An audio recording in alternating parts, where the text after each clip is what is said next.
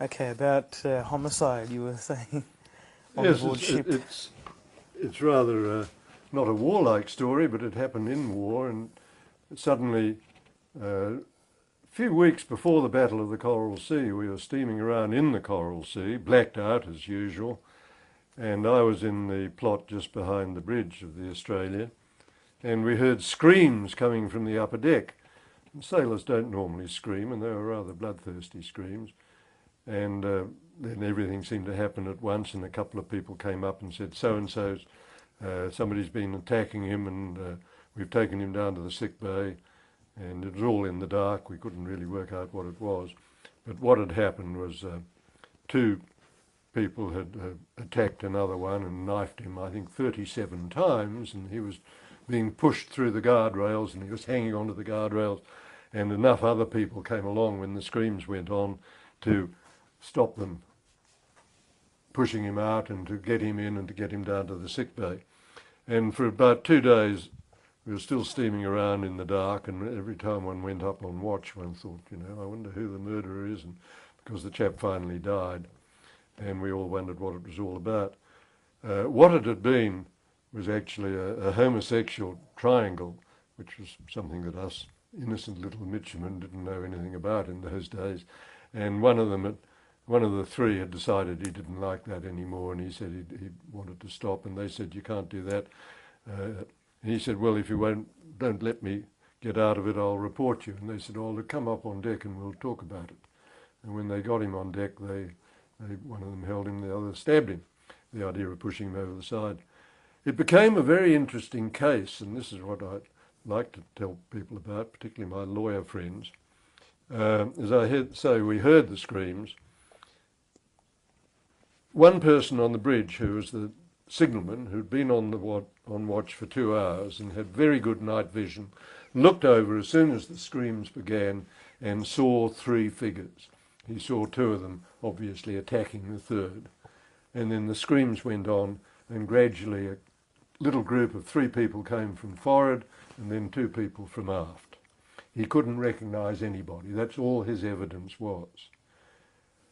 At the court-martial, which took place, and I listened into it all, our captain, Captain Farnkin, prosecuted.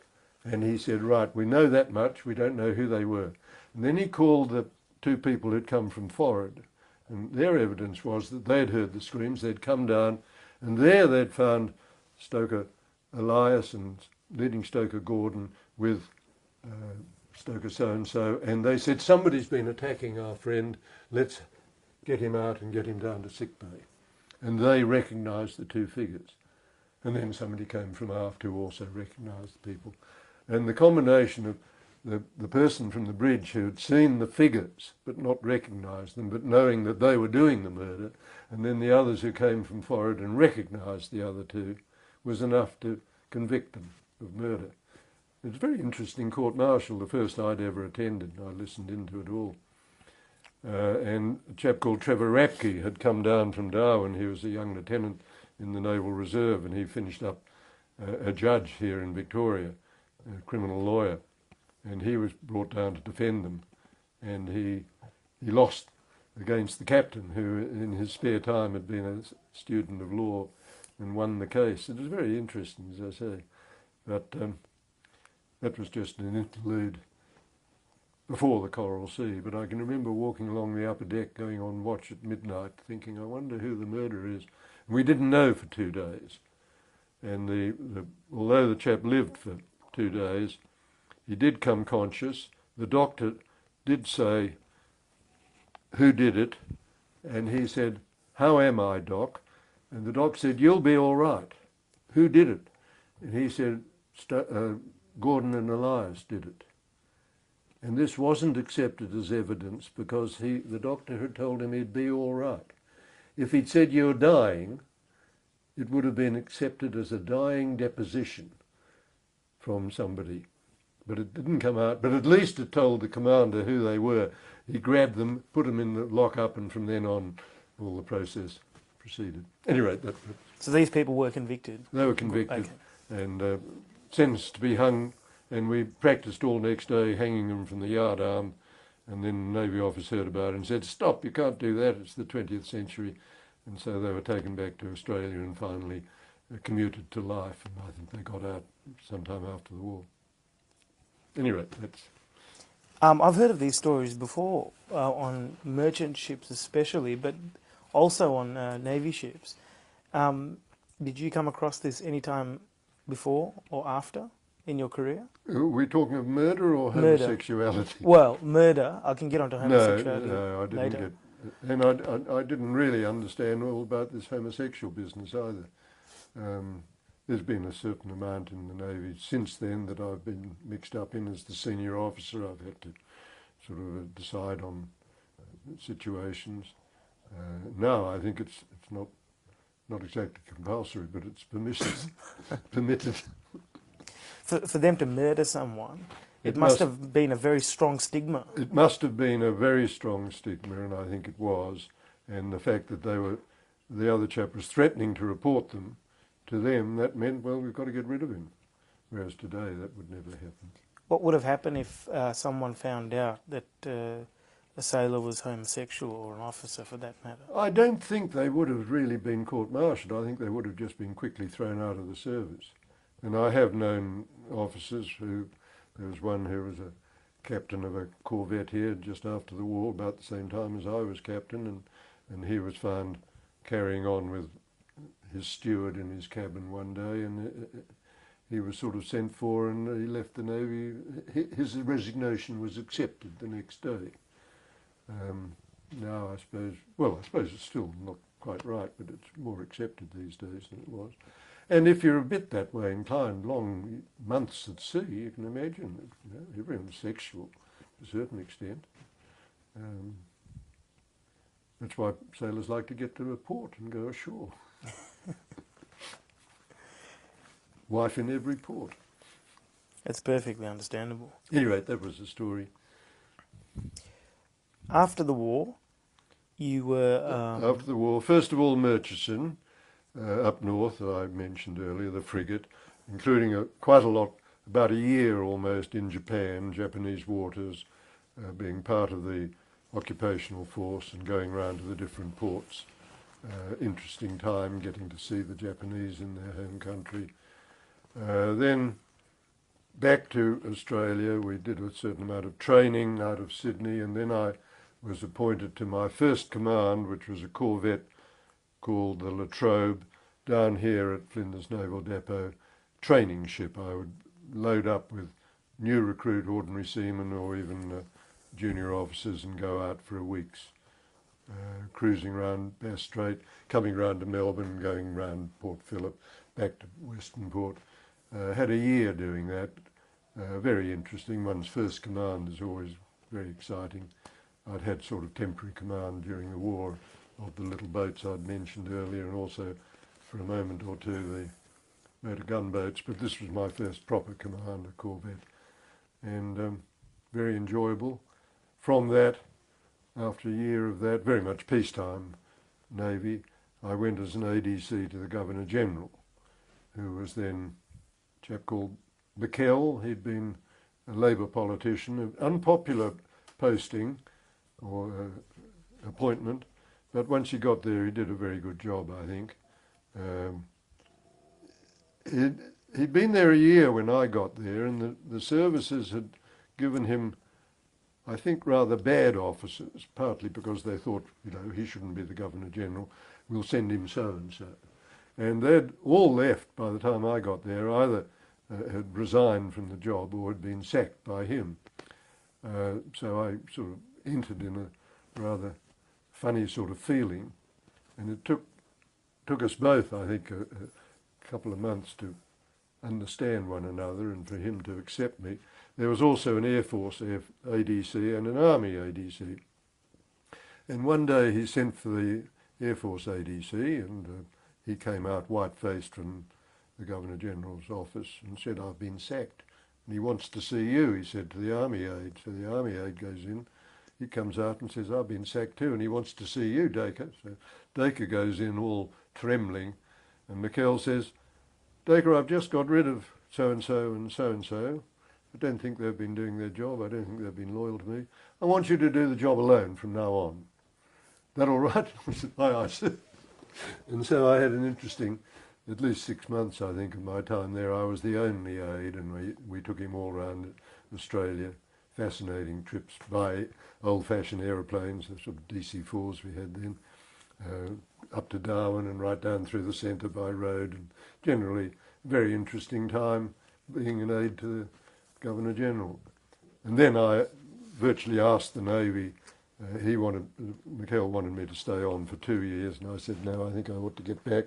And the Navy said the same, said, we want him back in the Navy, and they appointed me to a nice, fairly modern destroyer called the Bataan, and I went up in her as the second in command and did one tour in Japan, came back, changed the captain, and I was still the first lieutenant, and we went on up.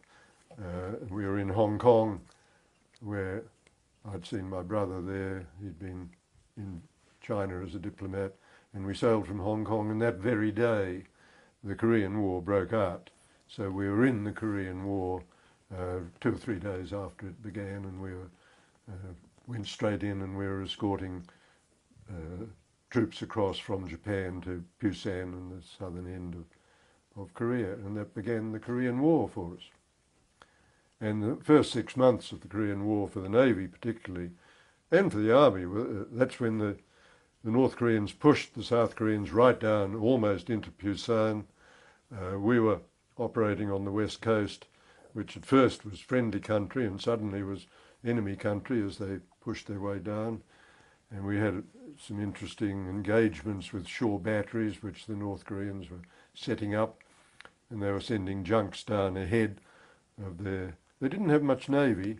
They were sending junks down, and we were going inshore trying to stop the junks and finding ourselves being taken on by the shore batteries. So it was quite an interesting time.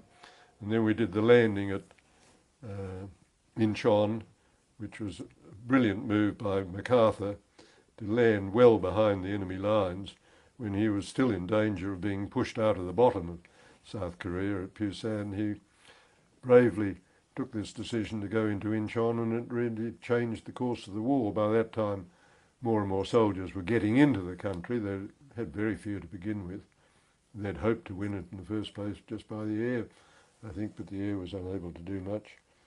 And they gradually pushed back over the border, went on pushing, if you remember the story, right up towards the Chinese border. And that's really where he had made his mistake, because that finally prompted the Chinese to come in. So they came in over the border at the Yalu River and pushed everybody back again to the original line. And then it became a sort of stalemate for about 2 more years before the Korean War finally finished. I just had those very interesting first 6 months where we were doing landings, bombardments. Generally, I was rereading my diary or my letters home only yesterday, and I note with interest we never met very many air attacks in the Navy. I think I only saw one plane in the distance once attacking another destroyer. We never saw a submarine, but I reread there that in August 50, we spent an hour attacking a submarine which got away. And I said in my letter, of course, we know that the North Koreans haven't got any submarines, and I'm sure the Russians wouldn't have a submarine here, or if so, they would tell us it was here. In other words, I was being sarcastic. It was obviously, I think, a Russian submarine that got in the way, and we might have even got it, I don't know, but they wouldn't have dared admit it because they weren't in the war. So that was my Korean War. You were involved in the Incheon landing support. Again, that was a fairly dull one, as I mentioned earlier, because we weren't in bombarding. We were escorting the carrier that was sending planes in to cover the landing. Our most exciting thing, I think, was later when the Chinese had come in and they were pushing down through North Korea, and a lot of our troops were caught at a place called Chenampo, which is the port up the Chenampo River from the sea quite a long way, but it's still the port for the North Korean capital, Pyongyang. Is that right? I think I've got the name right. Yeah, Pyongyang. Chenampo was the place. And we were suddenly dragged in from patrol and told, get up the river to cover the evacuation of all the army by sea. And we got up there, and there were 2 or 3 big merchant ships had got there, and they were being filled with the army. And we could see the gunfire as the Chinese advanced towards us over the hills and hear the noise.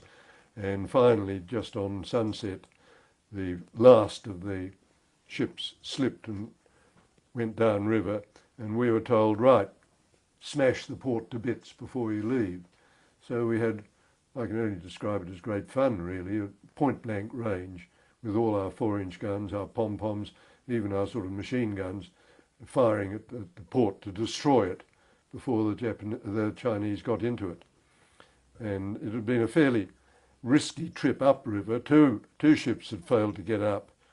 Our sister ship Warramunga had run aground, and one of the Canadian destroyer had got tied up with the mooring of a mine.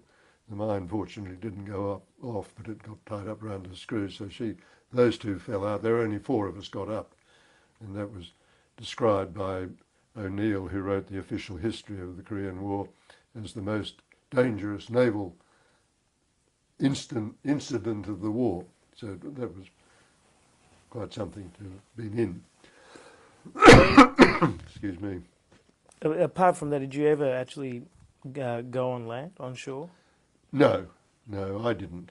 Our number 2 lieutenant, we landed once or twice on islands with a landing party. I went off once or twice in boats to help destroy mines. We'd tie explosives to the mine and then back off and set them off, because at low tide the mines were showing. The moored mines, but at low tide they showed, so we thought the best way to get rid of them was to blow them up. So I was sent away to do that once or twice by my captain, but normally I stayed on board and sent somebody else to do things. What did you find life was like at sea in Korea? When we got there, of course, it was high summer, very warm, tropical. We were a ship built for the tropics in Australia, and we were very comfortable. We weren't air conditioned in those days, but we had lots of fans and scuttles which you could open in peacetime, and it was very pleasant. And then as the winter set in, it was bitterly cold. None of us had ever experienced weather like that. We were pushing the ship through floe ice in the sea, and the seawater won't normally freeze at all. It's only the ice that sort of floats down from the rivers. I had to have all my sailors chipping the ice off the superstructure to stop it making us top heavy and turning us over. If you touched any metal on the upper deck, your skin would stay behind on the metal. The temperature was so low. When we were waiting for the Chenampo evacuation that day, things got a bit tense. We could hear the Chinese coming. We were still not being able to do anything. We were sitting there with an anchor ready to slip, but the sailors were getting a bit edgy, and my captain suddenly turned to me and said, "Number 1, paint ship." And I said, "Sir, we're at action stations."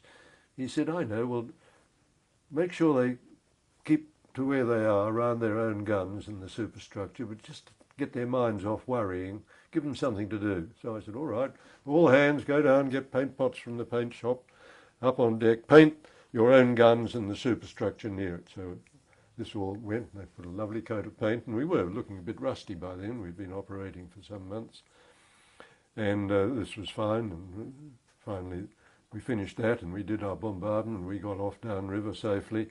And about 3 weeks later, we were off in Incheon, the port for the southern Seoul capital, and expecting to do the same thing, so it was a bit tricky. It was actually Christmas Day by then, and Christmas Day we were expecting something to happen. I was on the bridge all day, but down below they were having their plum pudding and everything. And suddenly, to my horror, it was a lovely sunny day, rather like today here, all my ship seemed to be falling to bits. The paint was falling off the gun turrets and off the superstructure. I couldn't work out what was happening. Finally, I realised when we had painted ship, the temperature had been about -20. There was a thin layer of ice, dry ice because of the temperature, on all the gun and the superstructure. And we'd painted over that.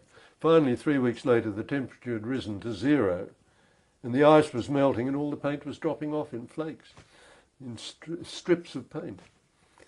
So that was an interesting example of what the weather was like in Korea during the winter. And the army ashore, of course, was having it tougher than us.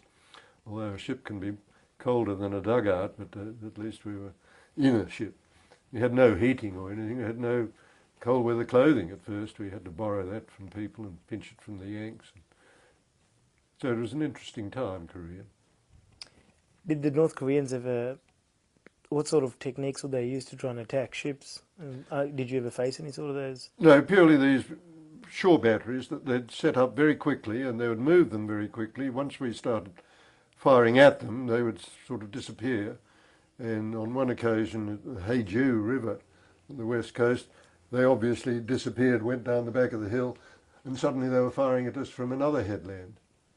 And about that time a cruiser came in to help us and blew their battery to bits, but they were obviously not fixed. Well, they couldn't have been. They'd only been occupying South Korea for a week or so at that stage, so they couldn't have set up sort of concrete ones.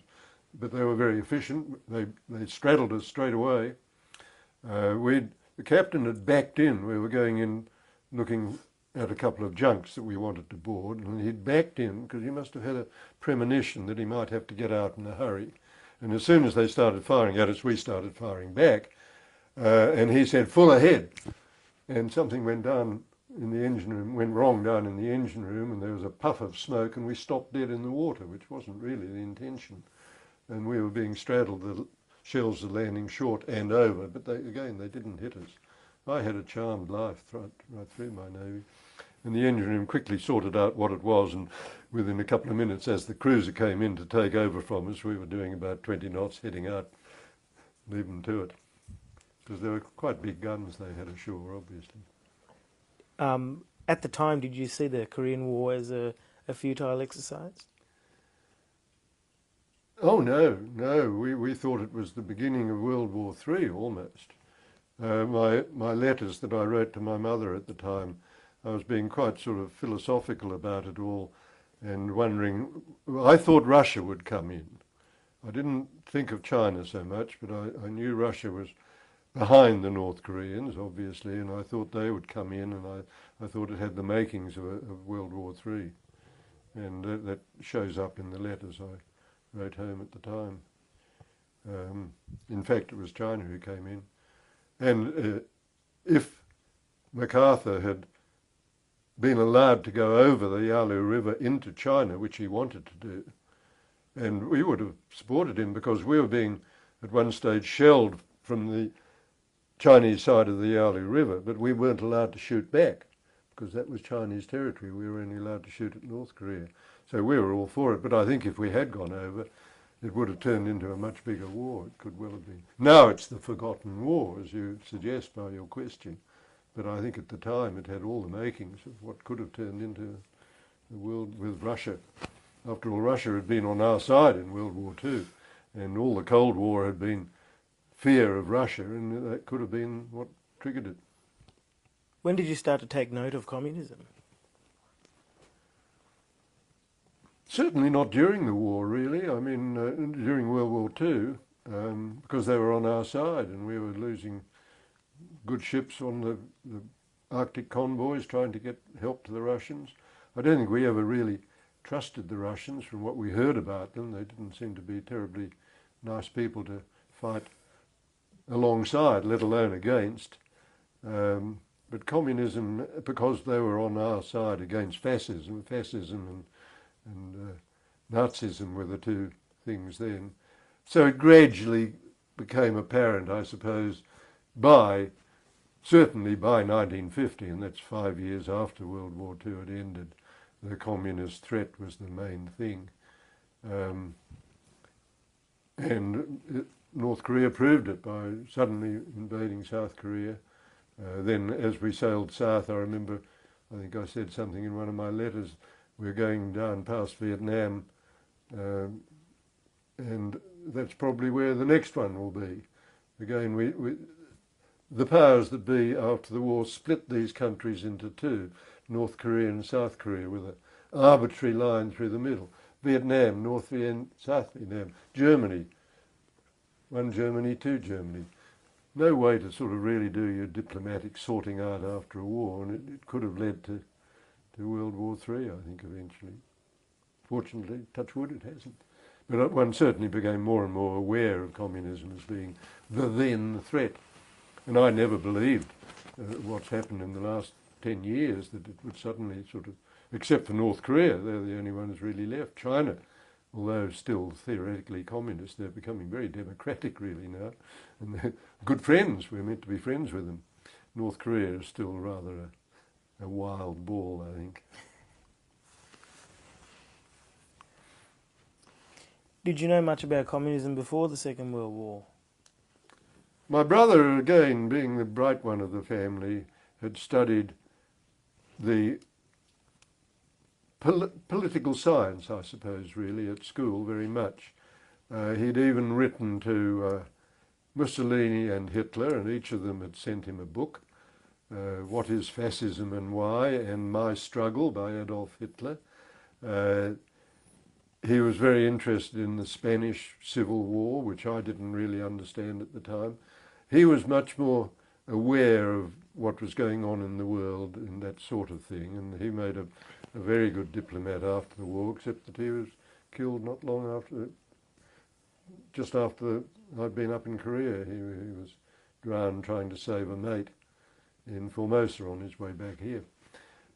So I was one of the sort of typical ignorant people who said, well, communism is bad, and left it at that, whereas he really studied it pre-war, and I didn't know whether it was better or worse than Nazism at that stage. You just knew that there were baddies around on the other side of the world, and we were revelling in the fact that Australia was well away from it all. And then we were embroiled to a certain extent, but we've still been lucky right through, haven't we?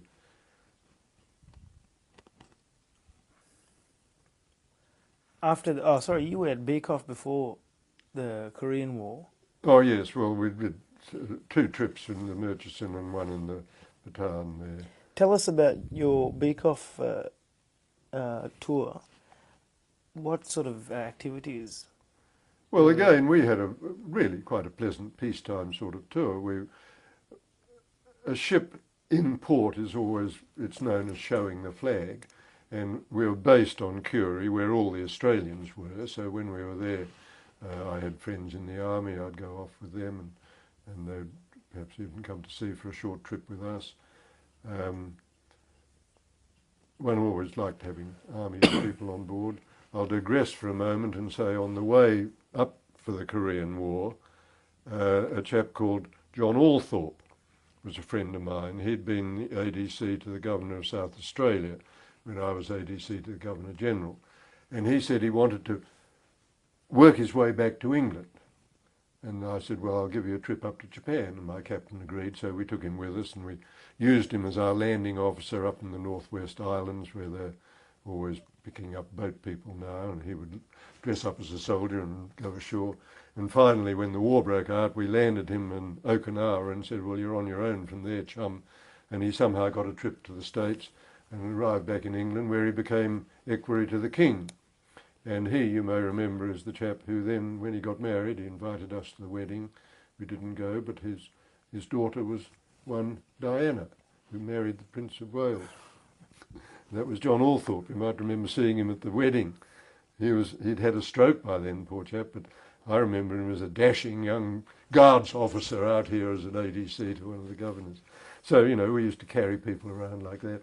And really, we would then go up to Tokyo. We'd go to Yokohama, Yokosuka, around to Sasebo and show the flag. But when we were there, we didn't really talk to the Japanese very much. We would go to their sort of geisha houses just to see what went on and drink local sake and stuff. But most of our entertainment in port would be with the other ships. We'd have an American team of officers across, and they were all dry ships, so they'd enjoy coming to us and drink our gin and that sort of thing.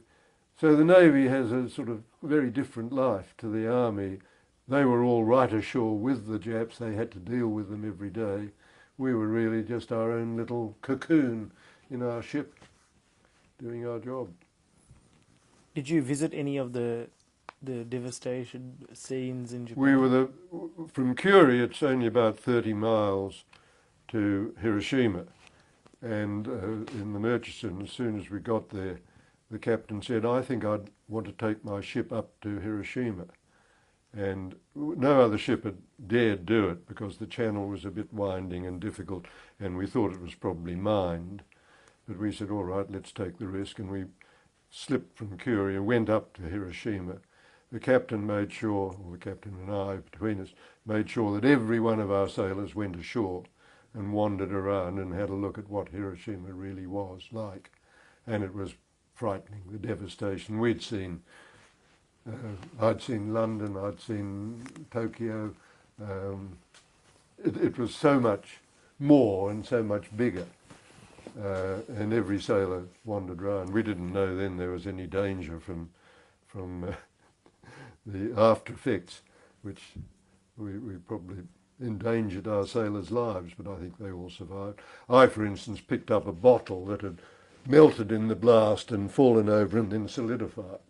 And it was quite a nice little souvenir, and I had it sitting in my cabin for a month or so, and then somebody stole it. I hope they're suffering from radiation poisoning, but I'm not. Perhaps if I'd kept it, I would be by now. But that, yes, we were the first and only ship that I know that dared go up. We did get through the minefields, and we landed every sailor there, which was they all got that education at the back of their mind now. Do you think that it was necessary to drop the atomic bomb? I think as we had it, it was a good thing that we did, because the millions that we would have lost on both sides had we had to invade Japan. And Japan were very, they would fight to the last man. And they were still willing to fight after that. It was the emperor, I gather, who really said, look, this is the end. If they can do that with 2 bombs, what more are they going to do to us? The fact that we probably didn't have any more bombs ready, he wouldn't have known. But the Japs, they'd shown it in all the other landings that they would fight to the last man, and in their kamikaze outlook. So I think it was a good thing.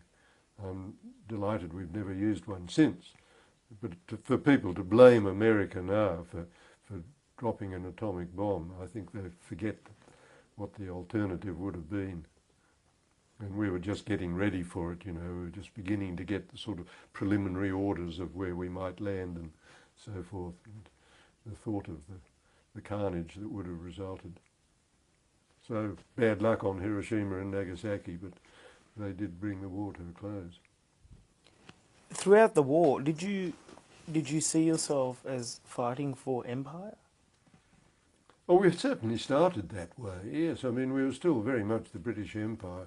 And my father, I think I expanded more with Colin earlier about, my upbringing of my father having been in the British Army and Empire and King and Country, and, the pride with which he'd been given his Victoria Cross by Queen Victoria at Osborne in the Isle of Wight, and how he had then got his knighthood from the King, King George V, Empire. And so I think all the rest of the Australians at that stage were fighting for the Empire. The way Menzies at the beginning of World War II sort of said, Britain is at war, so of course we are at war too. And we didn't really question it then. Perhaps we should have, but I think we would have been brought in later anyhow, so it seemed right and proper. And we immediately put our Navy, before the Japs came in, all our Navy were over in the Mediterranean, or where we were in the Indian Ocean, fighting for Britain, really, and leaving Australia alone.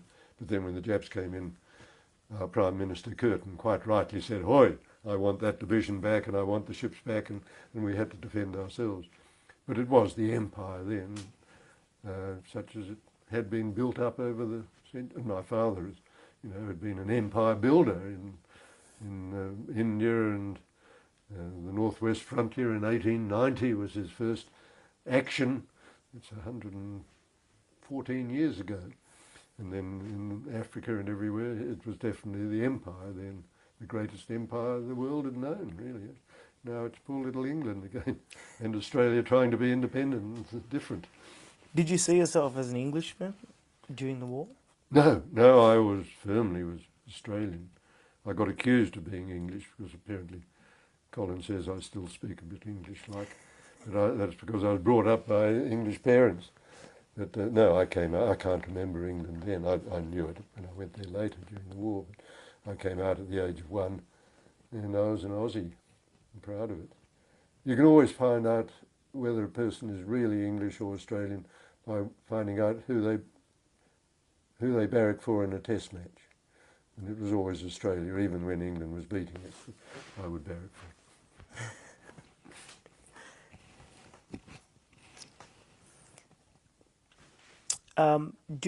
Also just a few questions regarding World War II. Did you see any signs of division on sectarian lines in your service with the RAN or the Royal Navy?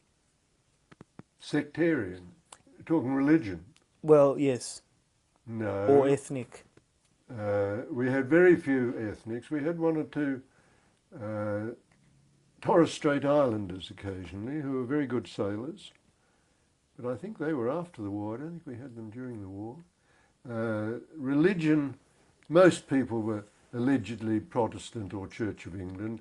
Whenever we had our church parades on a Sunday in Harbour, they used to say, fall out the Roman Catholics, and a lot of people would fall out, some of them who I suspect weren't Roman Catholics, but they just wanted to get away from having to say prayers.